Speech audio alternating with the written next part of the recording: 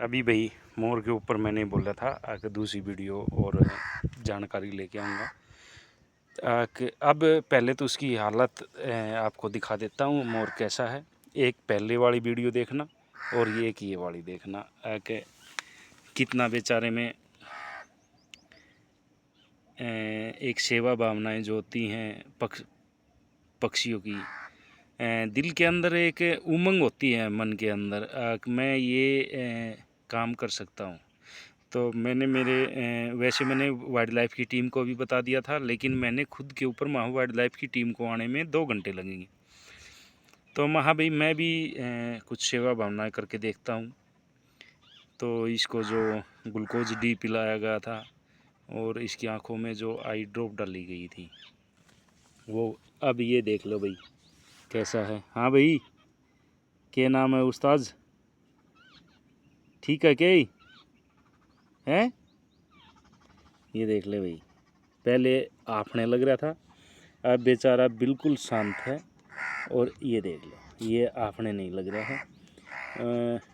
अभी इसको ज़रूरत है वैसे, क्योंकि मोर के अंदर हीट होती है। पशु पक्षियों में मोर के अंदर सबसे ज़्यादा हीट होती है और ये हीट इसको पानी की जो प्यास है वो ज़्यादा लगाती है। और इस अरावली के क्षेत्र में पानी है नहीं, खास करके यहाँ से जब 1 किलोमीटर हम जाते हैं, खास करके गुड़गांव और फरीदाबाद रोड के ऊपर एक कचरे का ढेर है जो गुड़गांव से आके वहाँ डिस्पोज किया जाता है।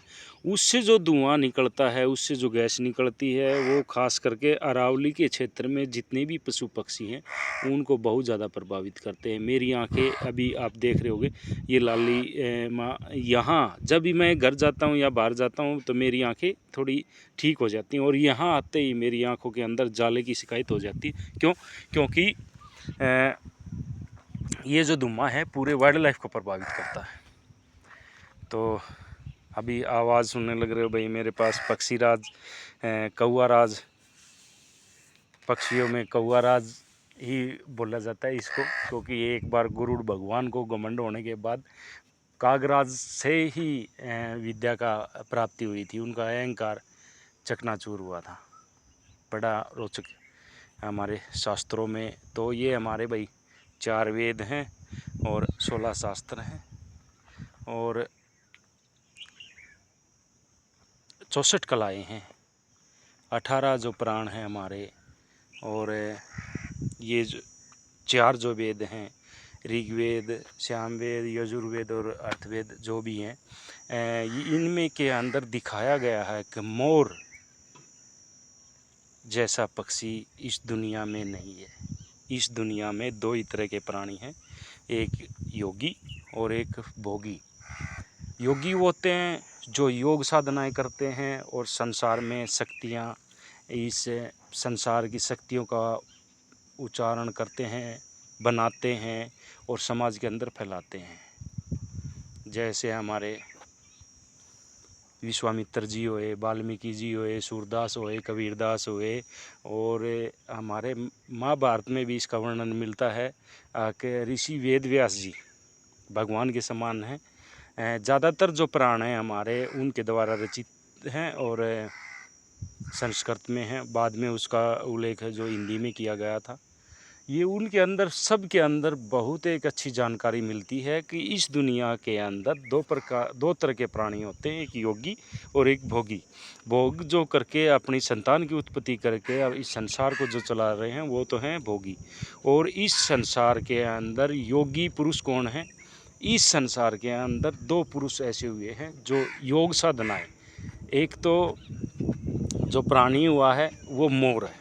आज देखो कलयुग है, कुछ भी कह सकते हैं, कुछ भी हो सकता है, लेकिन ये सत्य है कि मोर एक योगी जो योग द्वारा ही अपनी संतान उत्पत्ति करता है, वो सिर्फ मोर ही है।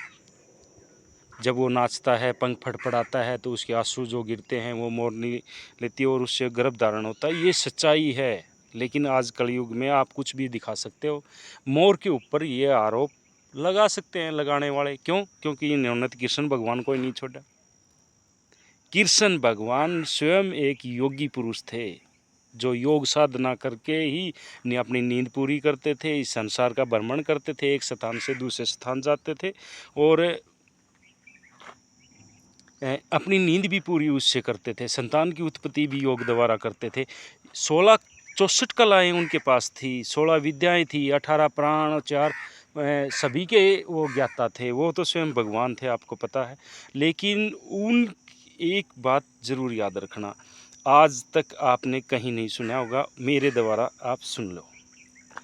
कृष्ण भगवान के जो मुकुट के ऊपर जो चंदा होता है, वो चंदा इसी चीज़ का प्रतीक है, योगी और भोगी में जो अलग करता है। मोर योगी है और उसका चंदा सिर्फ कृष्ण भगवान को ही चढ़ाया गया, किसी अन्य देव को नहीं मिलेगा। क्यों?